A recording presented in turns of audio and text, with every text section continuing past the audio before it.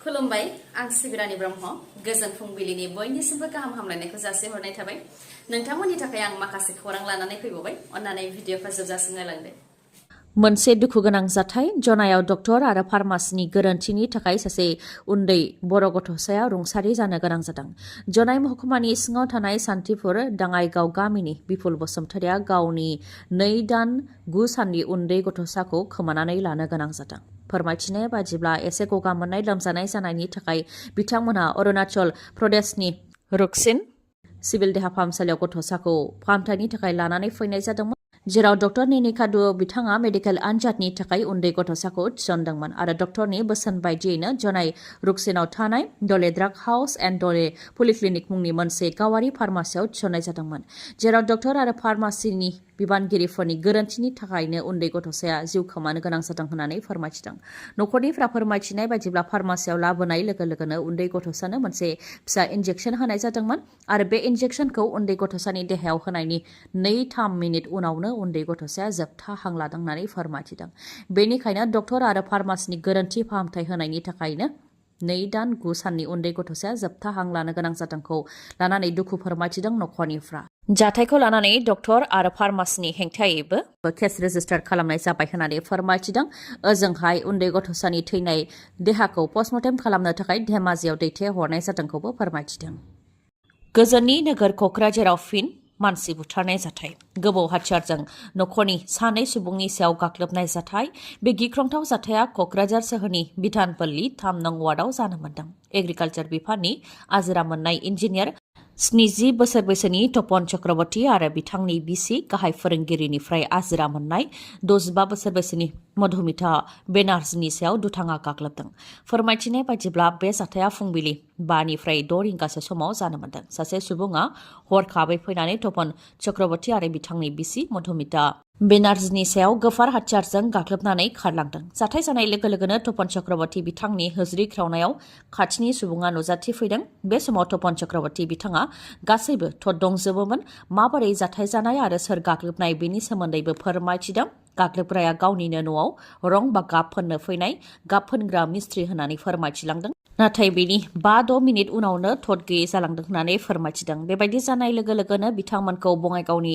Lower Assam देहा फाहामसालि फारसे लानानै फैनाय जादोंमोन नाथाय लामा ससेयावनो तपन चक्रवर्ती बिथाङा जोबथा हां लादों आरो बिसि मधुमिता बेनार्जीआ गोब्राब थासारियाव दंमोनखौ फोरमायथिदों जाथायनि उनाव क'क्राझार पुलिसाबो नुजाथिफैदों आरो गावसोरनि खामानिखौ मावफैदों ओजोंहाय रैखाथि गैयैखौ लानानै खुद्रिदों रायजो राजाफ्रा क'क्राझार टाउन ओनसोलावनो बेबायदि गिख्रंथाव बुथारनाय जाथाय जायोब्ला गामि ओनसोलनि थासारिया मा जागोन होननानैबो बुंथिदों आरो पुलिसाबो फैनानै सावगारि बायदिल' सेबखांफैनानै लानानै थाङो नाथाय बेनि जेबो फिथाइ थाया आरो बेबायदिनो गोबां बुथारनाय जाबाय होननानैबो फोरमायथिदों बिथांमोनहा जाथायनि सायाव जाहाथे गोख्रों नायबिजिरनाय जायो बेनि थाखाय दाबि खालामनायजों लोगोसे दायनिगिरिनि सायाव राहा लानांगौनि थाखायबो दाबि दैखाङो रायजो राजाफ्रा फोरमायथिनो गोनांदि जाथायथिलियाव इउपिपिएलनि एमएलए लरेन्स इस्लारि बिथाङाबो नुजाथिहैनानै गासै जाथायनि सोमोन्दै खौरां लाहैदों फोरमायथिबावनो गोनांदि दुथांनि गाग्लोबनायजों जिउ खोमानांनाय तपन चक्रवर्ती बिथांनिया सासे फिसाज्ला आरो सासे फिसाजो दंमोन फिसाजोआ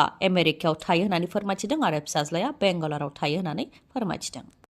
Bodoland इउनिभार्सिटिनि vice chancellor professor Laishram लादु सिंहखौ बड'लेण्ड इउनिभार्सिटिनिफ्राय होखारनांगौनि थाखाय दुलाराय बर' फरायसा आफादा फारियै धर्ना लानो खोथा बुंनायनि उनावनो फिन आसामनि रायजो बेंगिरिया जोंजों गेलेदों नामा अदेबानि जों माबा मोनसे खालामनो नागिरोब्ला जेन जोंखौ जोबोद गोरलैयै लानानै जोंखौ जंखायदोंसो नामा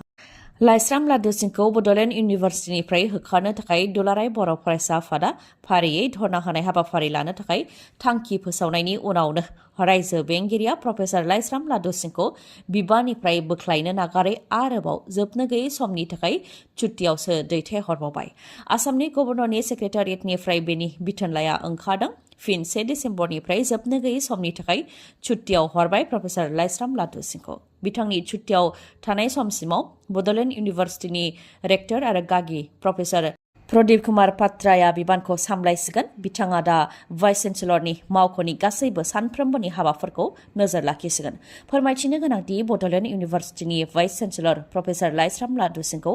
आसाम सरकारा रैखा खालामनाया बे गिबि खेब नङा। बेनि सिगांबो बिथांखौ गोलाव समनि थाखाय छुट्टियाव दैथायहरनाय जाखांबाय, जाहाथे बिथांनि हेंथा जेबो राहा लानो हाया। बेनि थाखायनो छुट्टियाव दैथायहरनायखौ जों नुनो मोनबोनाय जादों। जायनाखि भाइस चेन्सेलर लाइस्राम लादु सिंहआ आजिरा मोननो बारा गोबाव सम गैलिया, बेनिखायनो बिथांनि सायाव जेबो दागो फोनाङालासे बिथांनो आजिरा होनो थाखाय नाजादों नामा बेखौ साननो गोनां जादों। जायनि जाहोनाव दुलाराय बर' फरायसा आफादा प्रफेसर लाइस्राम लादु सिंहखौ बड'लेण्ड इउनिभार्सिटिनिफ्राय होखारनो थाखाय गोबां दाबि खालामनायनि उनावबो उल्थायै बिथांनो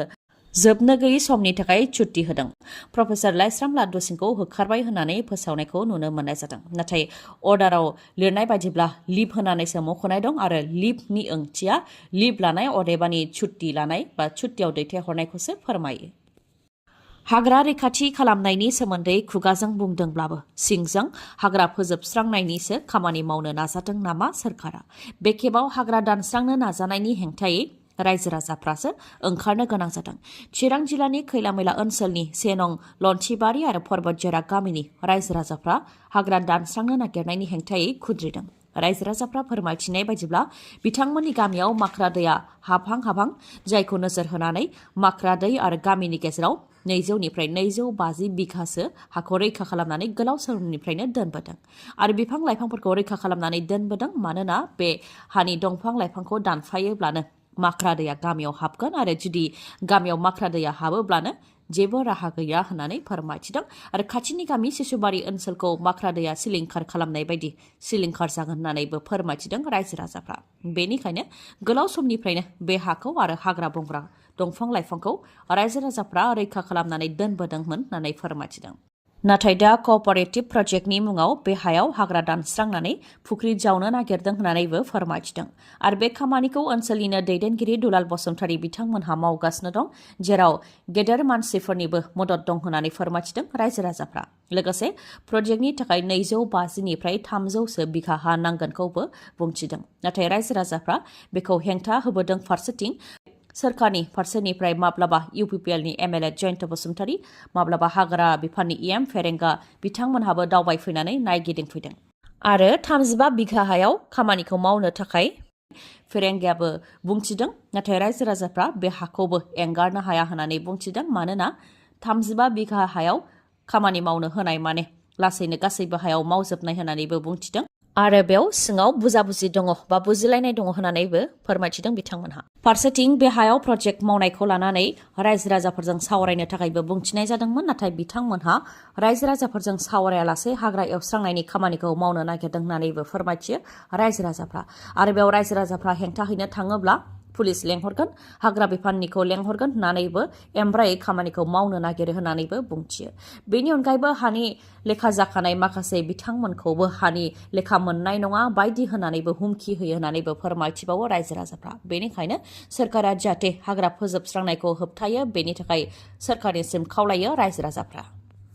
जेरैथिंबो जेथिंबो सिखावनि उदखार। बे खेबाव मोसौ सिखावा गोजोन गैयै खालामदों मोसौ बिगोमाफोरखौ। बे खेबाव क'क्राझार जिल्लानि अन्थाइबारि गामियाव बन्धुराम बसुमतारीनि न'निफ्राय हरसेयावनो 4 मोसौखौ खावनानै लांदों सिखावा आरो बेजों लोगोसेनो अन्थाइबारिनिनो गुबुन सासेनि न'खरनिफ्राय 1 मोसौखौ खावनानै लांदों सिखावा। गोमाजानाय बिगोमाफ्रा आबाद मावनानै जाग्रा गामिनि सिदा सादा सुबुं, बेनिखायनो मोसौ खावजानायखौ लानानै जोबोद दुखु मोननाय फोरमायथिदों बिथांमोनहा। जायनाखि बिथांमोनहा आबाद मावनानैनो जिउ खुङो, बेनि थाखायनो सोरखारा जाहाथे एसे एनै अनसुंथाइ होयो, बेनि थाखायबो फोरमायथिदों मोसौ खावजानाय बिथांमोनहा। बिपिएफ दोलोनि मोनसे समनि गोख्रों दैदेनगिरि चन्दन ब्रह्मखौ जों आथिखालाव बिपिएफ दोलोआव नुनो मोननाय जाला। नाथाय दासान्दि बिथांखौ लानानै राजखान्थि खालामनायखौबो नुनो मोननाय जादों बिटिआरनि राजखान्थि फोथाराव। चन्दन ब्रह्म बिथाङा दिनै बा गाबोननो इउपिपिएल दोलोआव हाबसिगोन होननानै इएम फेरेंगा बिथाङाबो खौरां बिजोंनि गेजेरजों फोरमायथिदोंमोन आरो बेबो सावरायजादोंमोन दि चन्दन ब्रह्मआ इउपिपिएलआव जयेन जानानै इउपिपिएलनिफ्राय एमपि बिसायख'थियाव बिजाथि महरै गसंगोन। खौराङा बेसेबां सैथो इएम फेरेंगा बुंनाय रावा बेसेबां सैथोथि दं बेनि सायाव इउपिपिएलनिनो दैदेनगिरि मन्त्रि उरखावग्रा ब्रह्म बिथाङा मा फोरमायथिदों फैजों मिथिनानै लानि बिथाङा फोरमायथिदों दि चन्दन ब्रह्मआ बिजाथि जागोन होननानै खोथाया बबेनिफ्राय ओंखारदों आरो सोर बेफोरबायदि खालामो बेखौ मिथिया होननानै बुंथियो सानसे सिगांसो प्रमद बर'जों मिटिं दंमोन नाथाय बेनि सोमोन्दै बा चन्दन ब्रह्मआ इउपिपिएलआव हाबगोन बा बिथांखौ बिजाथि फसंगोन बेबायदि जेबो खोथा जायाखै होननानैबो बुंथियो मन्त्रि उरखावग्रा ब्रह्म बिथाङा आरो चन्दन ब्रह्मआ इउपिपिएलआव हाबगोन होननानै गावबो बुङाखै होननानैबो फोरमायथियो बिथाङा लोगोसे इउपिपिएलआ सोरखौ बिजाथि फसंगोन बेनि सायाव दोलाव दासिमबो सावरायनाय जायाखै होननानैबो फोरमायथिबावो मन्त्रि उरखावग्रा ब्रह्मआ चन्दन ब्रह्मआ इउपिपिएलआव जयेन जागोन होननानै खौरां गोसारनायनि सायाव बारग' मन्त्रि प्रमिला रानी ब्रह्म बिथाङाबो बुंथिदों दि मा थासारियाव थानानै बिथाङा बेबायदि सानदों बेखौ मिथिया सासे सोमावसारग्रा हिसाबै हाग्रामा महिलारिया बिथांनो गोबां खाबु होदोंमोन नाथाय एसेबां गेदेर खाबु मोननायनि उनावबो बिथां चन्दन ब्रह्मआ मा सानदों आरो मा खैफोदाव गोग्लैदों बेखौ मिथिया जायनि जाहोनाव बिथाङा हाग्रामा महिलारिखौ दसे सम दोनथ'नानै गुबुन दोलाव थांनानै बिसायख'थि गेलेनो नागिरदों बेयाव जेबो हेंथा होनांगौबो गैया मानोना बयहाबो मोन्थाय दं बिसायख'थि गेलेनायनि नाथाय देरहानायासो गुबै होननानै बुंथियो प्रमिला रानी ब्रह्म बिथाङा लोगोसे बिथाङा बुंथिबावो दि बिथाङा गावनि रैखाथिनि थाखाय सानदों जि खालामदों गावनि मोजांनि थाखायनो सानदों नाथाय बिपिएफ दोलोखौ एंगारनानै बिथाङा जेरावबो गोजोन मोननाय नङा होननानै बुंथियो प्रमिला रानी ब्रह्मआ मणिपुरनि बिजामादै जाबाय बलिउडनि मुंदांखा फावखुंगुर रणदीप हुडा बिथाङा मुंदांखा फावखुंगुर रणदीप हुडा आरो मडेल आरो एक्ट्रेस लिन लाइस्राम बिथांमोनहा जुलि जाबाय मेथि हारिनि जुलिनि नेमखान्थिनि गेजेरजों बिथांमोनहा जुलि जाबाय इम्फालनि सुमथां सान्ना फुं रिजर्टआव बिथांमोनहा गावसिनि जुलिखौ खालामदों आरो जुलिनि रिसेपसनखौ मुम्बाइआव हैगोन बिथांमोनहा बारग' एनडिएफबिनि गोख्रों दैदेनगिरि सुग्रेब बर' उफ्रामुं सनिन बर' बिथाङा रुंसारि जाबाय बिथाङा बाक्सा तामुलपुरनि थागिबिब्लाबो बेंटलाव गोलाव समनिफ्रायनो संसार जाबोदोंमोन 34 बोसोर एनडिएफबिआव थानानै हारिनि थाखाय गोख्रों सोमावसारनायनि उनाव बिथाङा माखासे बेरामजों नाख्रेबजानानै जिउ खोमानो गोनां जाबाय बिथांनि रुंसारि जानाय सानाव बिथांखौ जोबथा बिदाय हैनो थाखाय नुजाथि हैदों इउनाइटेड फराम अफ एक्स एनडिएफबिनिफ्राय आरो बिथांनि रुंसारि जानायखौ लानानै दुखु मोननाय फोरमायथिदों बिथांमोना फोरमायथिनाय बायदिब्ला